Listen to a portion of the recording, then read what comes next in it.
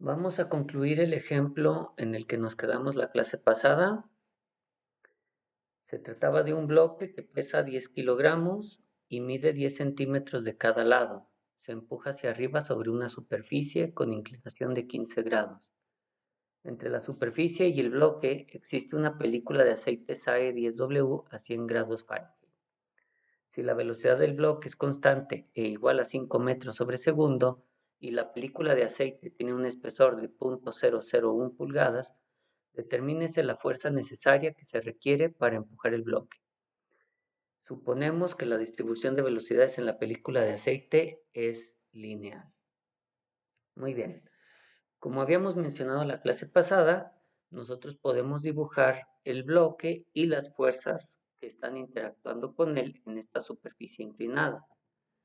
Entonces tenemos esta figura donde está hacia adelante la fuerza F que empuja el bloque, en contra del movimiento la fuerza FF, que sería la fuerza de fricción ocasionada por el fluido. Sabemos que existe una fuerza normal a lo que sería la superficie y el peso del bloque lo descomponemos en las componentes paralela y perpendicular a la superficie inclinada según nuestros ejes coordenados. Una vez que tenemos esto, que es donde nos quedamos, hacemos una sumatoria de fuerzas. Si hiciera una sumatoria de fuerzas en la vertical o en Y, sería únicamente para poder determinar cuánto vale la fuerza normal. Como esa fuerza no es la que me están preguntando, voy a hacer únicamente sumatoria de fuerzas en X. Entonces, haciendo sumatoria de fuerzas en X, obtenemos F menos la fuerza de fricción menos la componente X del peso igual a 0. Esto hace que la fuerza de empuje tenga que ser igual a la fuerza de fricción más Wx. Sustituyendo, tenemos nosotros que la fuerza de fricción se calcula como eta por el área por el perfil de velocidades, que en este caso suponemos lineal, más la componente del peso W coseno de 15 grados. De la figura F58 tenemos para el aceite SAE10W a 100 grados Fahrenheit, que equivale a 37.8 grados Celsius, un valor de viscosidad de 5 por 10 a la menos 2 kilogramos sobre segundo metro. Esto lo podemos revisar en la figura. Aquí sobre la figura vemos nosotros que la temperatura está medida en grados Celsius, por lo tanto hay que convertir los grados Fahrenheit a Celsius. Una vez que tenemos eso, nosotros ubicamos una línea vertical a la temperatura deseada.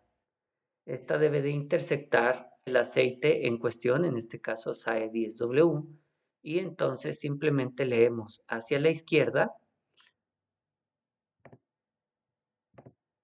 y nos da aproximadamente 5 por 10 a la. Y bueno, aquí hay que tener mucho cuidado cuando se lean este tipo de tablas, porque es común que muchos piensen que el exponente debe ser a la menos 1. Pero si nos fijamos bien, este valor que estamos midiendo, de 5, es menor que 1 por 10 a la menos 1. Y por lo tanto será 5 por 10 a la menos 2.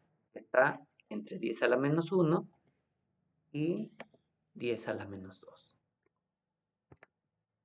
Entonces, es el valor que hemos leído para la viscosidad. Una vez que tenemos ese valor, nos falta calcular el área. Nos dicen que es un bloque de 10 por 10 centímetros de cada lado.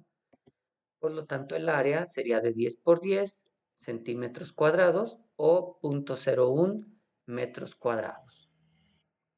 Finalmente, el perfil de velocidades lo calculamos como V0 sobre Y0, suponiendo que es lineal, que sería 5 metros sobre segundo entre el espesor de la película de aceite, que es de 1 milésima de pulgada. Esta la convertimos a sistema internacional y entonces calculamos el perfil como 1.969 por 10 a la 5 segundo a la menos 1. Sustituimos eso y el peso del bloque en la ecuación. Eso nos da esta F más los 10 kilogramos coseno de 15 grados. Bueno, al final F será 123.84 Newton. Recordemos que se le tiene que agregar el peso, o más bien la componente del peso, que también debemos de vencer. Y entonces con esto terminamos este ejercicio.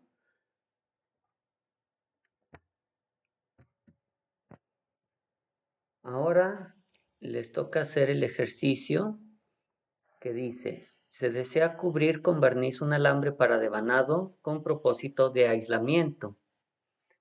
Piensen, por ejemplo, en los alambres de cobre que ustedes utilizan para los circuitos eléctricos o los alambres de cobre cubiertos de barniz que se utilizan para hacer precisamente los devanados en los motores eléctricos, ¿verdad? Se planea hacerlo pasar a través de un dado circular de 0.9 milímetros de diámetro. El diámetro del alambre es de 0.8 milímetros y se coloca centrado en el dado. El barniz, con viscosidad de 20 centipoises, llena completamente el espacio entre el alambre y el dado a lo largo de 20 milímetros. Si el alambre se mueve longitudinalmente con velocidad de 50 metros sobre segundo, determine la fuerza necesaria para moverlo. Suponga una distribución lineal de velocidades. Aquí me gustaría que le pongan pause a este video y traten de plantear el ejercicio por ustedes mismos. Cuando ustedes consideren, vuelvan a reproducir el video para revisar lo siguiente.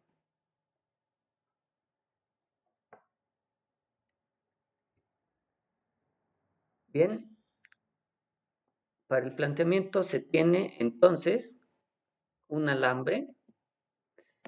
Vamos a considerar que el alambre es de sección circular y que va a pasar a través del dado. Aquí tenemos un extremo donde toca el dado, aquí el otro extremo. De tal manera que es en esta sección donde el alambre se encuentra cubierto y rodeado del barniz para poderlo aislar. Ahí le ponemos su barniz y listo. El alambre va a ir pasando por ahí y esa es la región que se llena de barniz en un momento dado. El alambre va a estar viajando a una velocidad de 50 metros sobre segundo. El dado es circular de 0.9 milímetros de diámetro, el alambre es de 0.8 milímetros y nos dicen que se encuentra centrado, de tal manera que sería algo así. Estamos dibujando esto para poder determinar cuál es el espesor de película del aceite. Entonces, de aquí a aquí mide 0.9 milímetros, de aquí a aquí mide 0.8 milímetros. La pregunta es, ¿cuánto mide de aquí a aquí? Que es precisamente donde se encuentra rodeado de aceite. De ahí sacamos entonces, decíamos, el espesor de película. Tengan en cuenta que mucha gente se equivoca al calcularlo cuando tratamos dimensiones como estas, diámetros. La viscosidad ya nos la da el problema, solamente hay que convertir centipoises a las unidades de sistema internacional, que ustedes lo tienen en sus apuntes. Revísenlos. También sabemos que la parte rodeada de fluido mide 20 milímetros. Entonces, debemos determinar qué tan larga es la sección que está cubierta de aceite, de barniz, y cuál es su espesor. Imaginen que ustedes pueden cortar este aro naranja y desenrollarlo para tomar esta medida. ¿Y este espesor quién sería? De ahí ustedes determinan el área que usarán en la fórmula para el cálculo de las fuerzas. Recuerden, hay una fuerza que va hacia acá en dirección del movimiento y es la que nosotros tenemos que ejercer para jalar este alambre, pero habrá también una fuerza hacia atrás que corresponde con la fuerza de fricción en el fluido. Muy bien, espero que con este planteamiento les sea suficiente para resolver el problema y que puedan determinar cuánto debe de dar la fuerza necesaria. Esto no se los resuelvo aquí porque se supone que lo tenemos que discutir en clase. Espero que puedan llegar a la solución.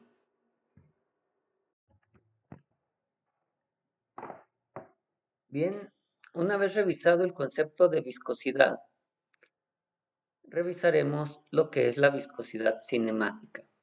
Esto ya lo habíamos platicado en clase, que en realidad la experimentación se hizo primero sobre la viscosidad cinemática y hasta que llegó Newton se empezó a cuantificar el uso de fuerzas en los problemas.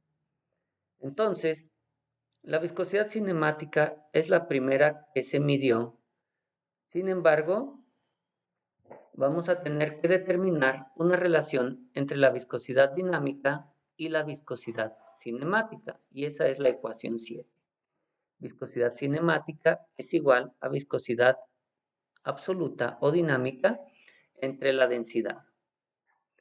La viscosidad dinámica varía mucho con la temperatura, aumentando en los gases y disminuyendo en los líquidos. Esto ya lo veíamos en la figura o tabla donde tenemos las viscosidades. Pero es independiente de la presión para ambos. La viscosidad cinemática, por otro lado, varía mucho con presión y temperatura en los gases, pero en los líquidos prácticamente solo varía con la temperatura. Las unidades de esta viscosidad son los stokes, o 1 centímetro cuadrado sobre segundo es un stoke. Y aquí tenemos la equivalencia de que 10 a la menos 2 stoke son 10 a la menos 6 metros cuadrados sobre segundo. En la práctica, las unidades de la viscosidad cinemática son empíricas. Esto es porque depende, como ya alguna vez lo discutimos, del tipo de recipiente que se llena, el fluido que se le pone, las dimensiones que tiene y las condiciones específicas donde se midió. Por esto es que surgieron muchas unidades empíricas de las cuales se tienen que hacer conversiones. No pueden ser utilizadas en una fórmula física y deben transformarse mediante alguna fórmula empírica a unidades del sistema internacional o del sistema inglés. Por ejemplo, se tienen los grados Engler y para poder convertirlos a stock se tiene esta conversión.